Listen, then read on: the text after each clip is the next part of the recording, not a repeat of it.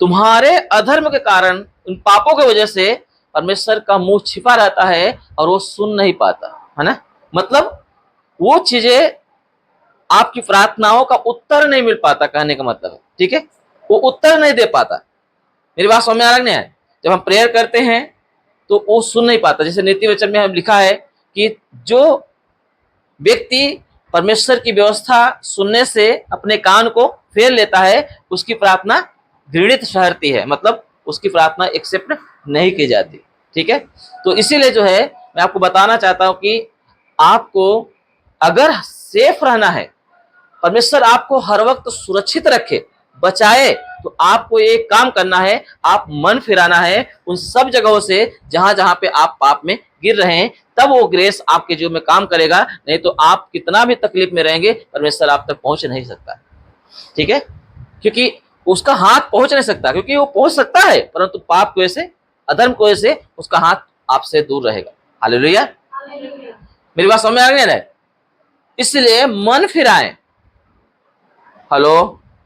कुछ लोग ऐसे भी होते हैं, कुछ काम करने के लिए उनसे हो सकता है पर भी निर्णय नहीं लेते, परंतु कुछ लोग काम जब नहीं होता तो उसके लिए बोलते हैं हमसे काम छूटता ही नहीं है, एक गुनाह छूटता है, एक गलती छूटता नहीं, पर जो छूटता है वो तो करो। हेलो। जो तुम कर सकते हो मन फिराने के लिए, वो मन फिराओ। जो तुम नहीं कर सकते, परमेश्वर आपकी मदद करेंगे। जब आप जो कर सकते हो नहीं कर रहे हो, तो जो नहीं कर सकते उसमें भी आपकी मदद नहीं मिलने वाली, ठीक है।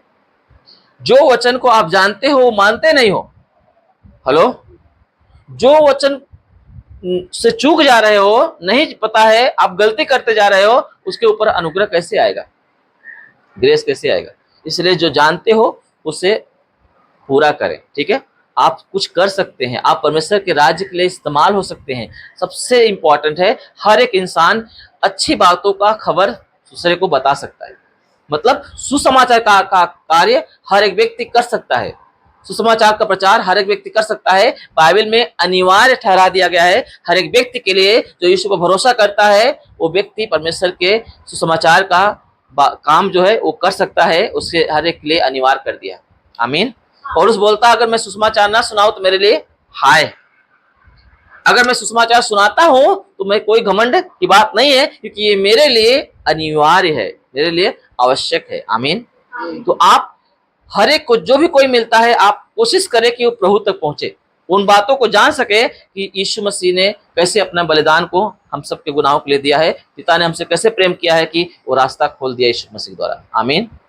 अब एक रास्ता है कि आप परमेश्वर तक पहुंच सकते हैं, वो बिचवाई कर रहा है, मध्यस्थ कर वो बन के है, ये खबर हर एक को पहुंचना चाहिए। आमीन। एक व्यक्ति है जो मध्यस्थ होके आपके बीच में खड़ा हुआ है, अगर आप उसको अपने बीच में रखेंगे तो आप उससे जुड़ सकते हैं। आमीन।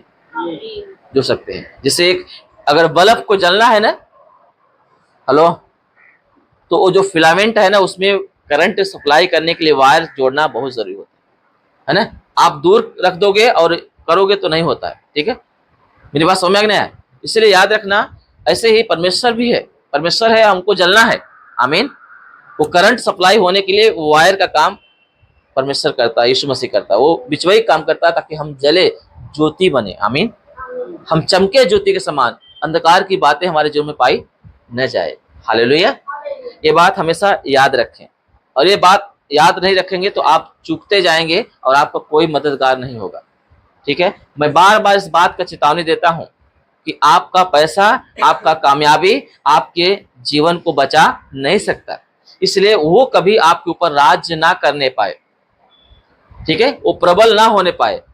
अगर वो प्रबल हुआ, याद रखना आपका ऊपर परमेश्वर का अनुग्रह बना नहीं रहेगा, ठीक है। ये बात जो है नीति के वचन 11:4 में लिखा हुआ है, पढ़ो। नीति वचन 11:4 फटाफट निकालो, क्योंकि मुझे आज प्रभु हो जाए कुछ बातें सिखाना है। हाँ, जिसको मिलता है फटाक से पढ़ने का। कोप के दिन धन से तो कुछ लाभ नहीं होता। कोप मतलब क्रोध, ठीक है। क्रोध के दिन धन से तो कुछ लाभ नहीं होता, परंतु धर्म, वहां पे इंग्लिश में राइचियसनेस लिखा है, मतलब धार्मिकता। धार्मिकता जो है मनुष्य को मृत्यु से बचा देता है। ठीक है, याद रखना, अगर आपका ऊपर पैसा राज्य कर रहा है, धन राज्य कर रहा है, आपको कंट्रोल कर रहा है, तो याद रखना आपका सेफ्टी नहीं रहेगी। धार्मिकता आपकी सेफ्टी है। आमीन। आपकी सुरक्षा का कवच बनता है अच्छा कर्म, धार्मिकता, धन कामयाबी नहीं। ठीक है, मैं बार बार इसको चेतावनी देता रहता हूं, क्योंकि कहीं न कहीं कोई न कोई का मन उस तरफ न चला जाए, क्योंकि ये बहुत खतरनाक है और बहुत सारे लोग इसके पीछे बर्बाद हैं। तो दुनिया जो है, शैतान जो है, हमेशा मनुष्य के जीवन में लालच उत्पन्न करता है कि लोग जो है पैसे को स्वामी बनाएं और परमेश्वर से अलग हो जाएं। यीशु मसीह को भी प्रयास किया था कि वो धन को स्वामी बनाए और परमेश्वर से अलग हो जाए, है ना? किया था कि नहीं किया था? अजय क्या बोला था? ये सारा वैभव, धन दौलत, ये सारा वैभव मैं तुझे दे दूंगा, तो एक बार क्या कर, दंडवत कर। ठीक है, मतलब वो जो है खुद स्वामी नहीं बनने को, वो धन को दे रहा था। एक बार ही करना है बाबा, पर धन मैं तुझे दे दूंगा। मतलब इसका मतलब है परमेश्वर के न, वो धन को स्वामी बनाना चाहता था। ठीक है, जैसे वो धन को स्वामी बनाता था, परमेश्वर के साथ उसका रिश्ता खत्म हो जाता था, क्योंकि बाइबल में लिखा है दो स्वामी नहीं हो सकते, एक पैसा धन और दूसरा परमेश्वर। ठीक है, तो आज जो है लोग ज्यादा गुनाह क्यों करते, पता है? पाप क्यों करते? धन की वजह से, पैसे की वजह से। कहते हैं ना, पापी पेट का सवाल है, बड़ा आसानी से बोल देते हैं, मेरे को समझ नहीं आया था। हेलो, है ना? आपको पता है ऐसे ऐसे लोग भीख मांगते हैं ना जो एकदम तंदुरुस्त है। हेलो, समझ में नहीं आ रहा है? इजराइल में, मैं इजराइल का वीडियो देख रहा था, उसमें एक बहुत मोटा तगड़ा था, बहुत अच्छा घर के लग रहा था। वो एक व्यक्ति वहां पे घूमने के लिए गया था, वो वीडियो रिकॉर्ड कर रहा था, वो कुछ पैसा मांगने लगा। मतलब शरीर से वो तंदुरुस्त दिख रहा है, अच्छा समझ आए, तो इसलिए बता रहा हूं कि परमेश्वर सब कुछ देने की क्षमता रखता है। ठीक है, हमारे जीवन में वो परीक्षाएं भी डालता है। ठीक है, कुछ देना है तो चेक करना बहुत जरूरी है ना? अगर आपको 10 रुपए दिया है, अगर आपको 100 रुपए देना है, तो 10 रुपए जो दिया है उसको चेक करेगा जरूर। आप उस 10 रुपए के करे किए तो क्या किए, आपने उसे कैसे इस्तेमाल किए। मेरी बात समझ में आए? आपको कुछ चाहिए ना, तो आपके पास जो है उसी से टेस्टिंग होगा। आप वो चीजें जो आपके पास है उसको आप कैसे इस्तेमाल करते हैं, कैसे उसको गंभीरता लेते हैं, क्या आप उस पर मन लगाते हैं, क्या उसके पीछे जा रहे हैं, और उसको किस हिसाब से आप कहाँ पे इन्वेस्ट कर रहे हैं, वो परमेश्वर देखता है। आमीन। तब आपको देता है। जब भी आपको कुछ देना चाहेगा ना, तो आपके पास जो है उससे प्रभु आपको बरकत देगा, उसी के हिसाब से आपको देगा। आप सोचोगे कि मुझे देगा तो मैं ईमानदार रहूंगा ना, याद रखना ये गलतफहमी है, ये बाइबल के अकॉर्डिंग नहीं है। ठीक है, समझ में नहीं है? आपके पास बहुत है तब आप ईमानदार हो रहे हो ना। हेलो, तो यीशु मसीह वही तो बोलते हैं विधवा औरत को, तुम तो अपनी बढ़ती में से काम कर रहे हो, वो तो घटती में से। हम सिर्फ आपको पैसे की बात नहीं कर रहे हैं, हमारी हर एक एक्टिविटी, आपको प्रार्थना में बढ़ना है, आपके पास जो समय है क्या आप उसको दे पा रहे हो? हेलो, तो आप बोलोगे मैं प्रार्थना में बढ़ूं, आपके पास जो समय दिया परमेश्वर उसको तो आप यूज नहीं कर रहे हो, आपको और भी समय क्यों देगा? आप जहां पे बैठते हो वहां से आपकी प्रार्थना जो करनी चाहिए, जैसे आपका उठना बैठना जैसी एक्टिविटी होनी चाहिए वैसे तो है नहीं। आप स्टेट नहीं आ सकते, वेदी पे नहीं आ सकते। हेलो, आपके आसपास जो आपके घर के लोग हैं, पड़ोसी लोग हैं, आप उनको बताने के लिए क्षमता नहीं है। आप उन अजनबी व्यक्तियों के पास आप सुसमाचार देने के लिए प्रभु आपको ताकत नहीं देगा, ग्रेस नहीं देगा। समझा? आपके पास जो लोग हैं उन्हें टीच करें, जो आपके पास उसे शेयर करें, आपको प्रभु और देगा, ताकि आप उन तक भी जाएं जो आज भी परमेश्वर से अनजान है, जो आपको नहीं जानते। आपको पता है मैंने एक ऐसे कलीसिया में प्रचार किया हूं जो लोग मुझे नहीं जानते, मैं उनको भी नहीं जानता। बीच में परमेश्वर आके हमें जोड़ा। ठीक है, असंभव था, न तो मुझे जानते हैं न मैं उनको जानता हूं, परमेश्वर मुझे वहां खड़ा कर दिया, प्रचार करके आया। और जितने लोग, कम से कम 30-35 लोग थे, 30 लोग के ऊपर थे। एक रूम था, घर था, उसके अंदर वहां प्रेयर हो रहा था। पता है, वो 15 से 20 मिनट मैंने वचन को प्रचार किया था, कोई ऐसा बंदा नहीं था जो इसका आंसू न गिरता। पवित्र आत्मा से सब परिपूर्ण हो रहे थे और मेरा कलीसिया में फर्स्ट प्रचार था, पहली बार, क्योंकि मैं रोड पे प्रचार कर रहा था। हेलो, मैं उन तक पहुंच पा रहा था जो मुझसे संपर्क में थे। तो परमेश्वर उन तक पहुंचाया मुझे जो मेरे संपर्क से बाहर थे। मेरी बात समझ आ रहा है?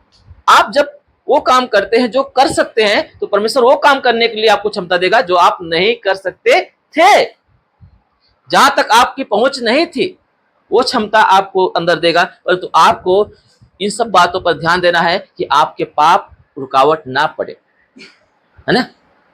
आपके जो ईमानदारी है वो आपके लिए रुकावट पैदा ना करे कि आप बेईमान बन जाए, आप ईमानदार ना रहें।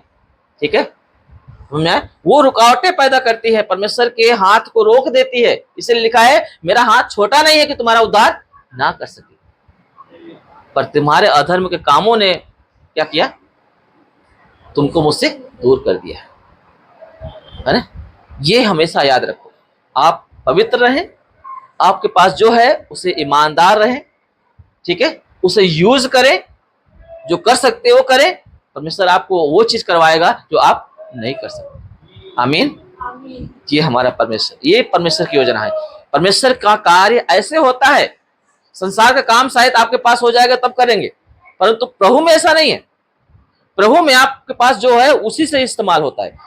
मूसा को चरवाहा बनाने का था, इजराइल लोगों को संभालने का था, वो भेड़ बकरी को चराने लगा, उसी छड़ी का इस्तेमाल किया जिस छड़ी को लेके वो आगे बढ़ा था, है ना।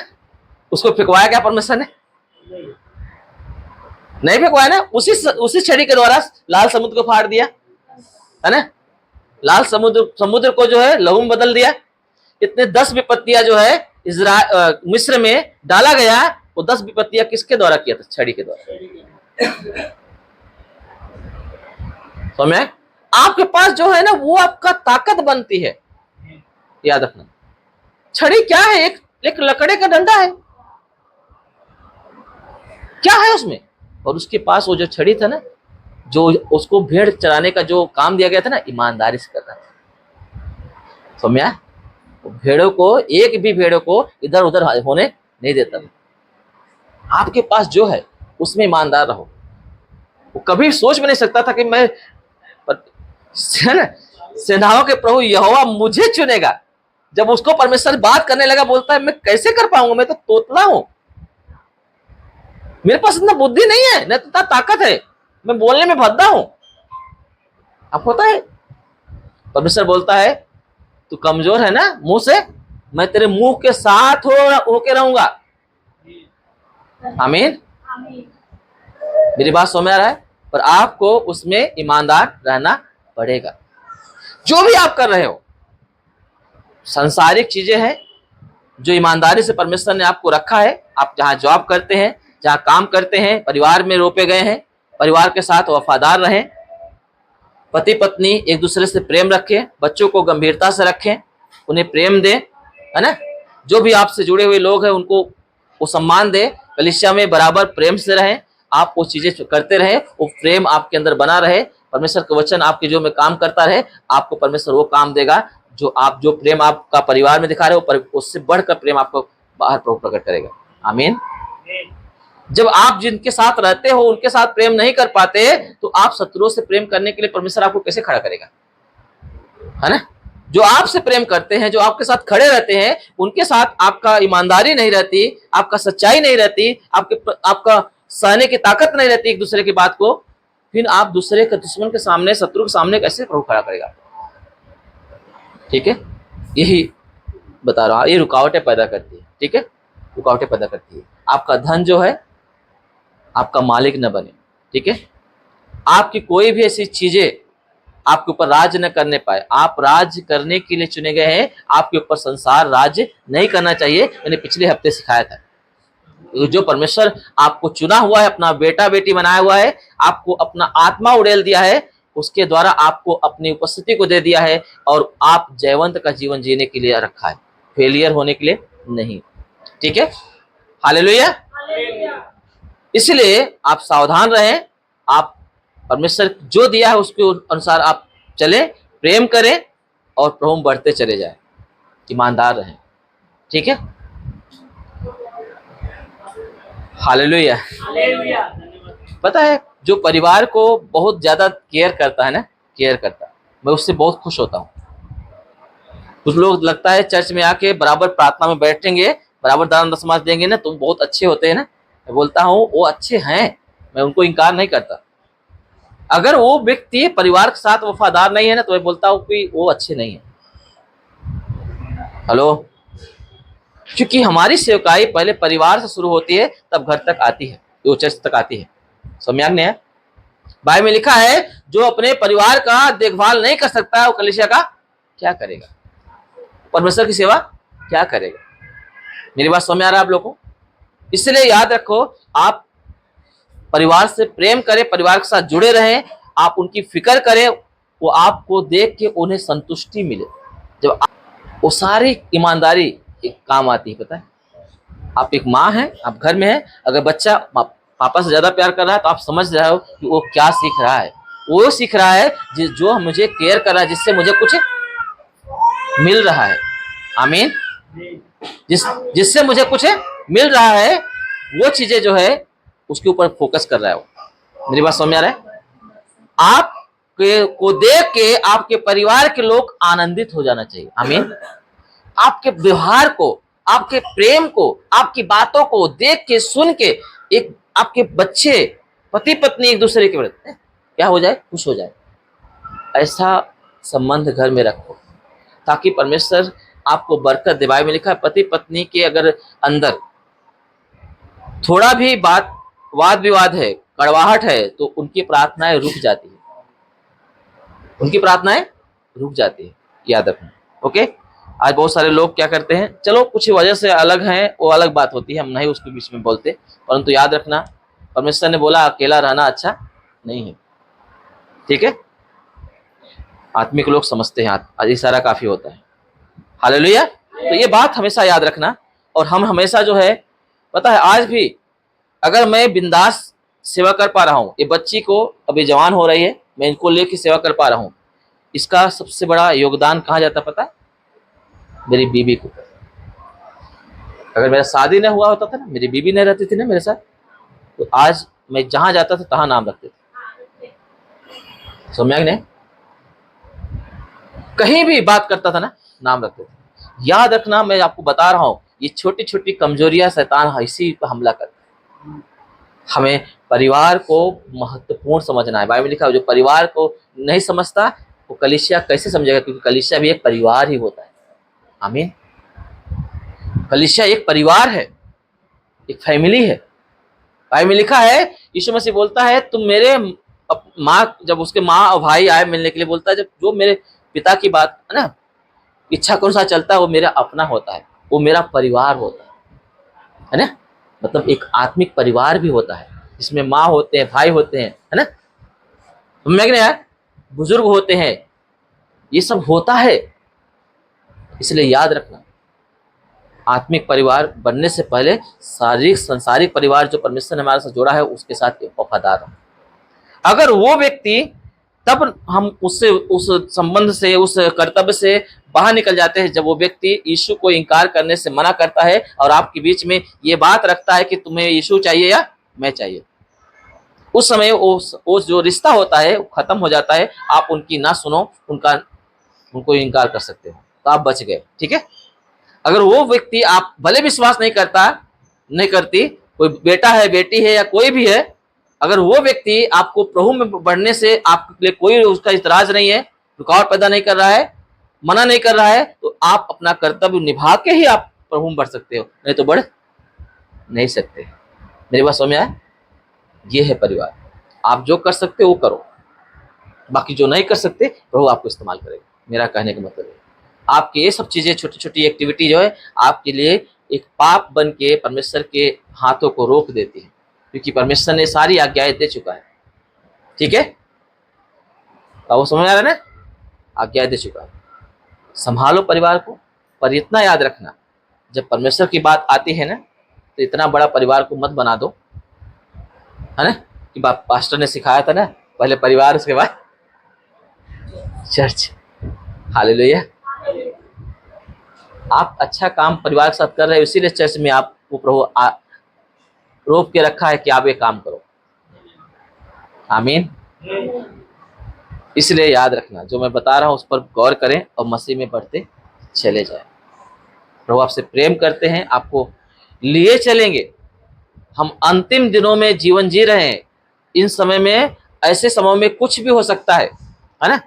इसलिए याद रखना, हमें तैयार रहना है। आमीन। तैयार रहना। हमें सारे संसार की एक्टिविटी से, पाप से बचना है। ठीक है। रोमियो की किताब में हम पहले अध्याय में देखेंगे तो सारा संसारिक लोगों के विषय में लिखा हुआ है। कैसे लोग जो है अनजान हो गए हैं, जानते हैं कि ईश्वर है, उसकी एक्टिविटी दिखती है, उसके चिन्ह दिखते हैं, बारिश होती है, धूप आता है, गर्मी सर्दी आती है, किसी जात धर्म को नहीं देखती। इसका मतलब है कि वो जो हम मानते हैं ईश्वर, एक जात को लेके, एक धर्म को लेके, वो ईश्वर नहीं है। एक ऐसा ईश्वर है जो सबको एक समान प्रेम रखता है। समझ में आया? ये रोमियो किताब में बराबर लिखा हुआ है, पहला अध्याय। वो उनके मनों में विद्यमान है। उनको नेचर को देख के, उन प्रकृति को देख के वो अनुभव लगा सकते, पता लगा सकते कि एक ईश्वर है, वो चाहता है कि हम उसकी तरफ अपना मन फिराएं, उसे ढूंढे वो कौन है। आमीन। ढूंढेंगे तो ईश्वर मिलेगा। आमीन। पर ढूंढते नहीं लोग, जो है उसी में लिप्त रहते। ऐसे लोग परमेश्वर छोड़ देता है ताकि जो है वो गलत कामों में फंसे रहें, क्योंकि वो लोग सुनना ही नहीं चाहते। परंतु धन्य है हम लोग कि प्रभु हमें चुना हुआ है और हमें अपने पास बुला लिया। अगर ऐसे हालात में भी हमारा मन ना फिरे और हम अपने कामों को पूर्ण रूप से करते हुए ना दिखे, तो हम आगे कैसे बढ़ पाए, है ना। होशे की किताब में लिखा है 4:6 वचन में, उसमें लिखा है कि मेरे ज्ञान के न होने से मेरी प्रजा नष्ट हो गई, परंतु तुमको जो ज्ञान मिला है, तुमने मेरे ना वो ज्ञान को तुच्छ समझा है, उस वचनों को तुच्छ समझा है ना। पढ़े हो कि नहीं पढ़े हो? निकाल लो, एक बार पढ़ लो।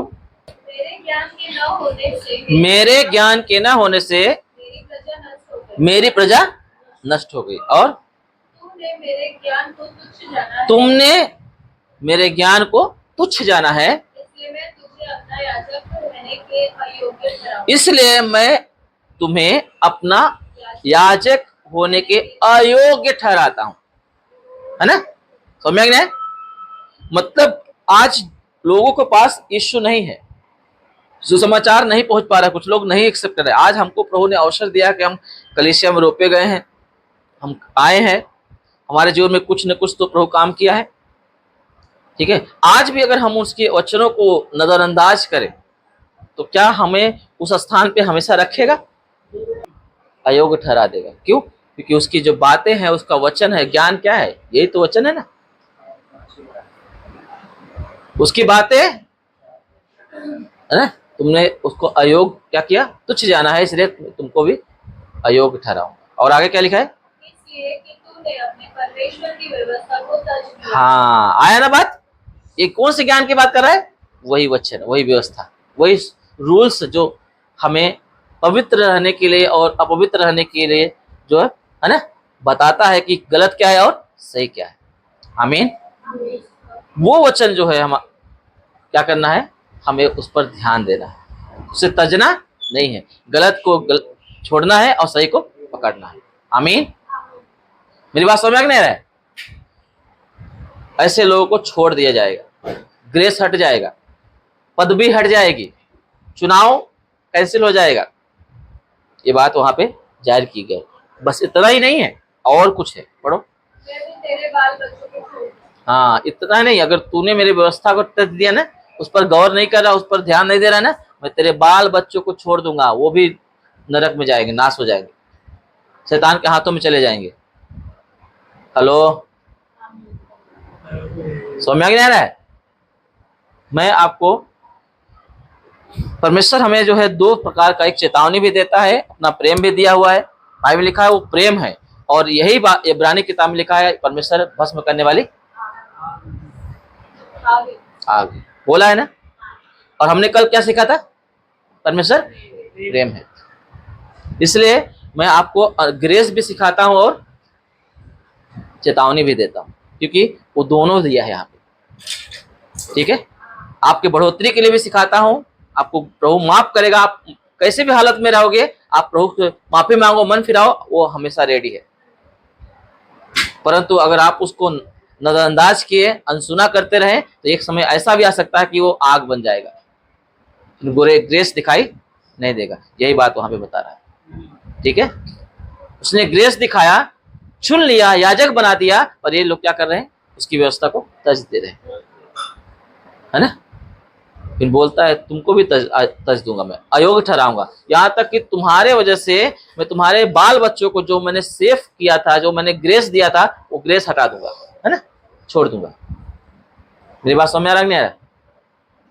बहुत अद्भुत है ये, इसलिए सावधान रहें, मसीह में बढ़ें। आपको पता है हम लोग कौन है, पता है? हेलो, हम लोग बरअब्बा हैं। बरअब्बा की स्टोरी जानते हो? बरअब्बा की स्टोरी पूरा नहीं दिया है भाई। उद्धार होने के बाद जो है, माफी मिलने के बाद का जिंदगी बाइबल में नहीं लिखा है। क्यों नहीं लिखा पिता है? क्योंकि हमारा लाइफ दिखाता है, हमारे ऊपर डिपेंड करता है। प्रभु ने हमें ग्रेस तो दे दिया है, और ग्रेस को हम कितना वैल्यू करते हैं ना, वो चीजें हमारे ऊपर निर्भर करता है। इसलिए बरअब्बा को जो है क्रूस पे लटकाया नहीं गया, यीशु लटका। ऐसे हमारे अपराधों को यीशु मसीह ने ले लिया। ठीक है, पता है बरअब्बा का जो रोल निभाया ना, उसका नाम पेट्रो है। वो गवाही दे रहा था, बता रहा था, मैंने उसके इंटरव्यू सुना था, मैं वो बोल रहा था कि जब मैंने रोल किया ना बरअब्बा का, तो मैंने कर ही नहीं रहा था, क्योंकि बहुत खराब रोल था, पाप का रोल था। और बहुत रिक्वेस्ट करने के बाद वो तैयार हुआ। फिर कैसे तैयार हो पता है? उसे परमेश्वर ने उसे अगुवाई किया। ठीक है, उसके बाद जो है, जब वो यीशु का जो रोल कर रहे थे, उनकी नजरें जब वहां पे खड़ा किया गया था ना, वो नजरें मिली ना, उसने यीशु को देखा था, वहां उसने रोया था, पश्चाताप किया। पता है उसने उसके ऊपर एक बुक लिखा है। हेलो, वो बुक लिखा है, अ गेज फ्रॉम जीसस, मतलब यीशु मसीह की एक नजर, एक निगाह, जो उसकी लाइफ को क्या किया, बदल दिया। तब जाके जो है ना, ये पेट्रो ने क्या किया, मन फिराया था। वो फिल्म में रोल करते समय उसने अपनी गवाही बताया। आपको पता है, क्योंकि वो बरअब्बा बना था, और उसने बरअब्बा का लाइफ अपने जीवन में देखा था। और जो यीशु बना था ना, रोल निभाया था ना, उसके जीवन में यीशु की झलक देखा, यीशु को देखा उसने। पता है उसने उस समय मन फिराया। वो क्या बताते पता है? बोलते हैं अब हमारे ऊपर डिपेंड करता है, बरअब्बा का लाइफ नहीं दिखाया गया है, वो बरअब्बा मैं हूँ। बोलता है मैंने रोल नहीं, सचमुच में मैं बरअब्बा, जो मैं वहां अपराधी के रूप में खड़ा था ना, वो सचमुच में मैं बरअब्बा बन के ही खड़ा था। बरअब्बा ही था, मैं रियल में था, मैं रोल नहीं निभा रहा था। मैंने खुद को बरअब्बा का लाइफ देखा, मेरे गुनाह दिखाई दे मुझे, और मेरे बदले में यीशु को मैंने वहां पे क्रूसिफाइड होते हुए देखा। पता है उसकी गवाही आप टाइप करोगे ना पेट्रो करके, उसकी गवाही मिलेगी यूट्यूब पे से। ठीक है, आप समझते हो, ये बहुत अद्भुत है, ये बहुत अद्भुत है। हम सब बरअब्बा हैं। आज बरअब्बा का रोल क्या है पता है? उसने जो ग्रेस दिया है ना, उस ग्रेस को लेके चलो।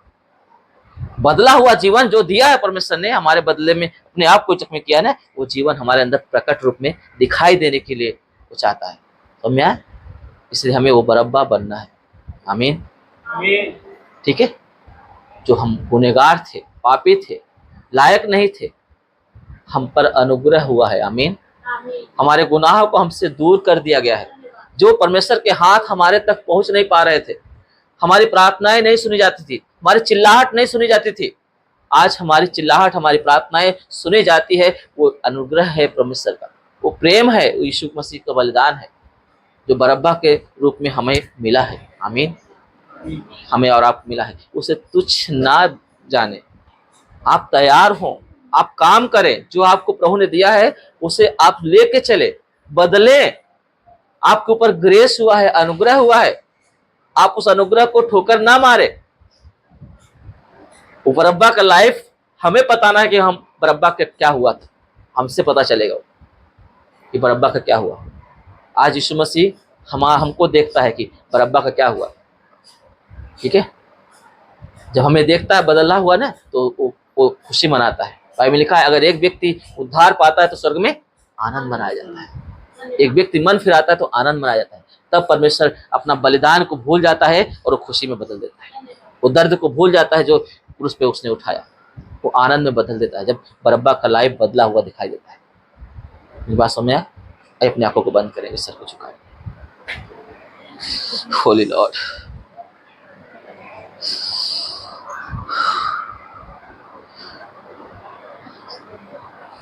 सब लोग अपनी आंखों को बंद करें। सामने यीशु मसीह क्रूसिफाइड हो रहा है। आप और हम एक गुनहगार हैं, एक गुनहगार की कैटेगरी में पड़े हुए थे, परंतु यीशु मसीह हमारे लिए अपने आप को दे दिया ताकि हमारा दर्द, हमारी पीड़ा, हमारा पाप हमसे दूर किया जाए, हमारी दुहाई सुनी जाए, हमारी प्रार्थनाएं सुनी जाए, हमारा पुकारना कि कोई है हमें बचाने वाला। पौलुस बोलता है, हाय मैं कैसा अभागा मनुष्य हूं, मुझे इस मृत्यु की देह से कौन छुड़ाएगा। आज जो भी बोलता है, परमेश्वर बोलता है, मैं हूं ना बेटा, मैं हूं ना बेटी, मैंने तेरे गुनाह को लिया है, मैं तेरे बदले में अपने आप को कुर्बान कर दिया है ताकि तू रिलैक्स हो जाए, तू फ्री हो जाए, तेरा दर्द, तेरी पीड़ा खत्म हो जाए, तेरी बीमारी खत्म हो जाए, तेरे गुनाह खत्म हो जाए, तेरा अपमान, तेरी बेइज्जती खत्म हो जाए, तेरा नाम धराई तुझसे दूर की जाए। आज यीशु मसीह बाहें फैलाए इस बात का इंतजार करता है कि वो दर्द जो उसने सहा वो आनंद में पाए, हमको देख के वो आनंद में पाए। हमारा बदला सा जीवन उसको आनंदित करता है प्रियो, हमारा मन फिरा हुआ जीवन उसको आनंदित करता है। जब हम उसकी मर्जी को चुनते हैं, उस प्रेम को हम अपने हृदय में बसा के रखते हैं कि उसने हमसे कैसे प्रेम किया। हम लायक नहीं थे, हम उस बरअब्बा के समान अपराधी, पाप के जंजीरों में जकड़े हुए थे, जो शैतान हमें कुचल रहा था, लोग हमें तुच्छ नजरों से देखते थे, परंतु आज हमारे सारे गुनाहों को उसने ले लिया। बरअब्बा को माफीनामा लिख के देना पड़ा राजा को, तू अब अपराधी नहीं रहा, अब तू कहीं भी आ जा सकता है, तू फ्री है। आज परमेश्वर ने हमें भी फ्री कर दिया। शैतान हमें टोक नहीं सकता, बीमारी हमें रोक नहीं सकती, पाप हमें रोक नहीं सकता कि तू यहाँ क्यों है, क्योंकि हम फ्री हैं, क्योंकि परमेश्वर ने हमें फ्री किया है। आज उस आजादी को लेके उसका धन्यवाद करें, उससे प्रेम करें, उसकी बातों को आदर करें और प्रभु में हमेशा बढ़ते जाए प्रियो। वो यही चाहता है, यही चाहता है। आप याद रखना, आप बरअब्बा हैं, ये आपके जीवन से कभी न भूलें। मैं वो बरअब्बा हूं जिसके लिए यीशु मसीह क्रूस पे चढ़ा। मैं ही वो बरअब्बा हूं जो मेरे बदले में उसने दर्द को लिया ताकि मैं बच जाऊं, मैं न क्रूस पे लटकाया जाऊं, मैं उस नरक की कौर ना होने पाऊं, मैं परमेश्वर के उस क्रोध में ना आऊं, परंतु उसके प्रेम में जोड़ा जाऊं, क्रोध में शामिल ना हो पाऊं। होली लॉर्ड, पवित्र पिता यीशु के नाम में पापा, इन बच्चों पर तेरा अनुग्रह आए पिता। प्रभु ये सिर्फ ऐसे बैठे न रहे पिता, तूने ग्रेस दिया है पापा, तूने चुना है पिता इन्हें, जो कुछ इन्हें मिला है पापा उसे इस्तेमाल करे लॉर्ड, इन्हें चलाए पिता, इनके अंदर प्रेम प्रकट हो लॉर्ड, ये बदले पिता, इनके ऊपर संसार राज्य ना करने पाए पिता, ये राज्य करे पिता, तेरी महिमा करे पिता, तेरा गुणानुवाद करे पापा, उस प्रेम का बखान करे पिता जो तूने किया पापा, जो तूने किया लॉर्ड। ऐसा जीवन इनका बदल पिता, अनुग्रह दे पवित्र आत्मा पापा, बदल लॉर्ड, बदल लॉर्ड, इनको चेंज कर पिता, चेंज कर लॉर्ड।